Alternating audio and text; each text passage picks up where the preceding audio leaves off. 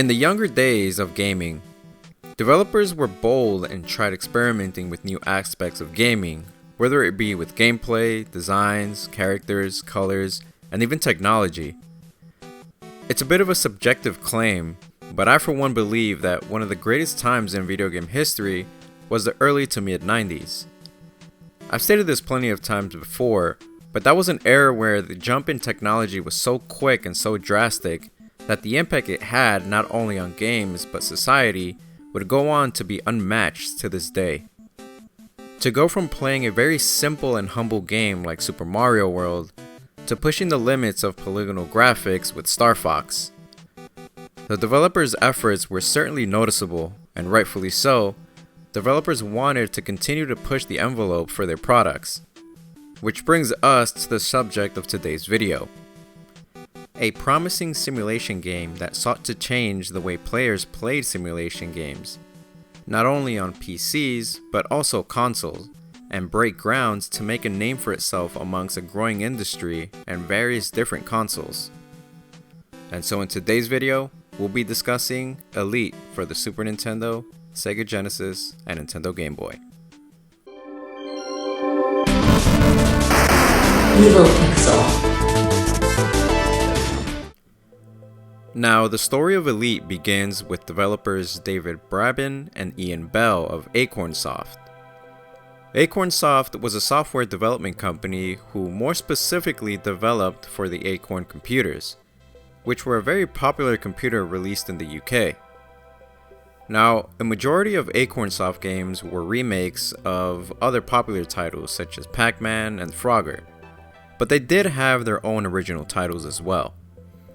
Now, David and Ian started off as just a couple of friends who met during university at Cambridge, and they wanted to create something different, something set apart from the rest. Now, in 1982, they were very limited as far as resources are concerned, but so were video games. You see, games at the time were very basic, especially if we're talking about Atari games, most of which were just a point system game, to see who can get the highest score. Or other games which consisted of characters with 3 lives that took approximately 10 to 20 minutes to complete.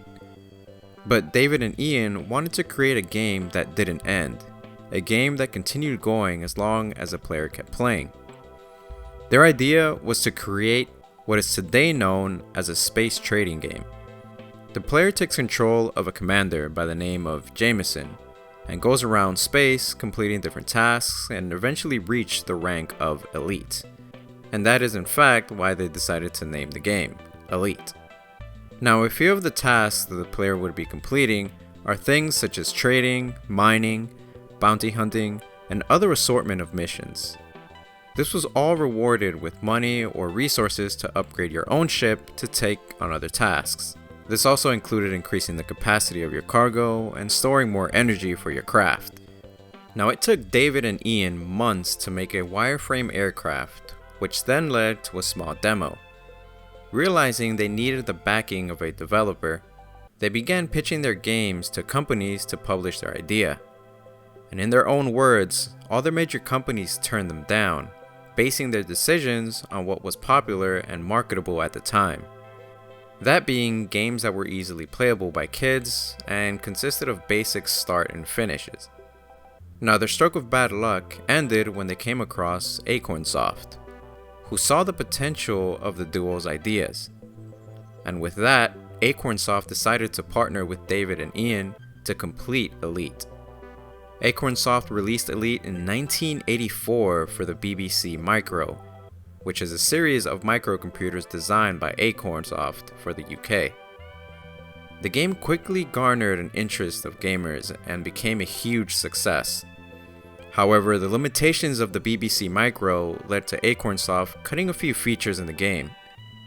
This urged them to sell the publishing rights to other companies such as Telecomsoft, and eventually led to the Commodore 64 version of the game, which was much superior. Now, I don't want to go too into Elite's development, even though it is a very interesting story. And if you're interested, there is a British program that made a 22-minute long documentary on the game. Now, I can't find the source of the actual program, but an individual by the YouTube username of Jesus Zafra uploaded it to his channel on YouTube. And if you're interested, I suggest you have a look. I'll put a link to his channel in the description below. But what I'm really here to talk to you about is the unreleased versions of Elite. Now, to reiterate, Elite was a huge success and was released on pretty much every gaming platform available at the time. It was even released for the NES, but only in the PAL regions, and never made its way to North America. And that's where the story gets interesting. In Nintendo Magazine Systems issue number 9 and number 10, an article in their Nintendo News Network section makes mention of the Elite franchise and how Nintendo is now hard at work in developing a Super Nintendo version of the game, and even claimed to have had a sneak peek of the game in action. That was followed by a few screenshots of the game supposedly in action. Now, the article also made mention that the game would be utilizing the Super FX chip for the enhanced graphics alongside Mode 7. The writers of the article claimed to see the game in action without the Super FX chip though, and it ran very smoothly. It was also claimed that the SNES version of Elite had special features such as planet buster bombs, which I could only assume destroys planets, as well as things such as letting cargo go in order to evade pirates.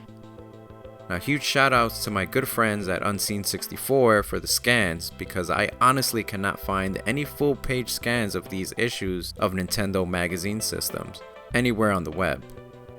Now, from the screenshots available at the time, the game looked very impressive, definitely an improvement from what everyone was used to for the Commodore 64 days.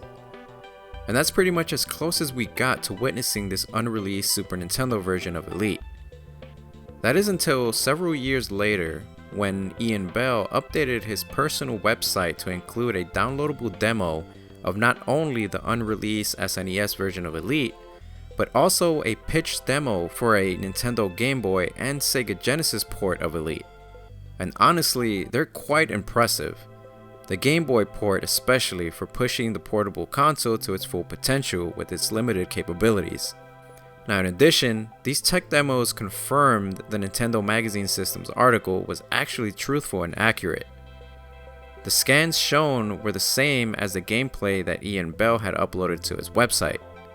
Now, it's unknown when Ian Bell actually uploaded this, so it's unknown how long this went undiscovered, although May of 2015 has been speculated, as that is as far back as that particular page takes us in the Internet archives. Now, as far as why the game was cancelled, given that what the writers of Nintendo Magazine Systems appeared to be true, they stated that the developers had not yet found a publisher for these versions of the game, and I could definitely see that as being a good reason. Certain developers during that era of gaming wasn't one exactly for experimentation. Developers stuck to what they were good at, games that were straightforward. A good example is Earthbound for the Super Nintendo. It was a fantastic game, but unfortunately at the time, it didn't get good enough commercial publicity. And sadly at that time, RPGs weren't as big in North America as it was in other regions, so it failed. And I can only assume that publishers at the time didn't want to take that risk for a very specific type of game and demographic. So most publishers passed on the idea. But that's just my take on the situation. Now, in case anyone is curious as to where Elite is nowadays, well, to my surprise, Elite has been going strong ever since its inception, with its most recent update being Elite Dangerous Odyssey, releasing for the PC in May of 2021. It's insane to see how far this franchise has come, and to be honest, from the gameplay I've seen, the game looks amazing. And it's more surprising that I've never heard of this franchise before. So if you're curious, go check it out, as I've heard really good things about the game from a lot of reviewers. And just a side note, Elite is often regarded by many as one of the godfathers of the MMORPG genre, and has been named as one of the most influential games in history. In 1996, it was ranked as number 14 top games of all time by Next Gen magazine. It made IGN's 2000s list of top 25 PC games of all time, coming in at number 12. And in 2007, Times Online named Elite the number 3 most influential game of all time. So once again, saying that Elite came a long way is an understatement. Now unfortunately, that brings us to the end of the video. Thank you guys for watching. Check out some of our other videos if you'd like. Don't forget to follow us on social media, Twitter, and check out our Twitch, where I stream from time to time, or check out our Discord to give us any suggestions for any future videos. And I'll catch you all next time.